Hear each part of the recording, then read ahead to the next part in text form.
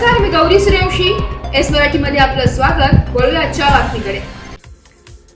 प्रहार अभंग क्रांती संस्था व संजीवनी सामाजिक चॅरिटेबल ट्रस्ट यांच्या संयुक्त विद्यमाने मंत्री भरतशेठ गोगावले यांच्या आमदार फंडातून महाड तालुक्यातील दिव्यांग बांधवांना शाळेत साहित्य रविवार दिनांक 13 जुलै 2025 दुपारी 12 वाजता डॉक्टर बाबासाहेब आंबेडकर सभागृह चौदारतळे येथे वाटप करण्यात आले.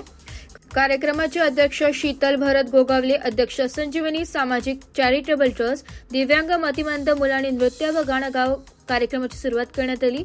त्यानंतर शीतल भरत गोगावले यांचं स्वागत मंजुषा साबळे, सबा वारोसे, आरती सुगदरे, नीता धाडवे, सुनीता निवाते यांना शाल व पुष्पगुच्छ देऊन केले आहे. महाड पोलादपूर तालुका अध्यक्ष फैज हुर्जुक यांनी बच्चू कडू साहेब व प्रहार संघटनेबाबत थोडक्यात प्रस्तावना केली आहे.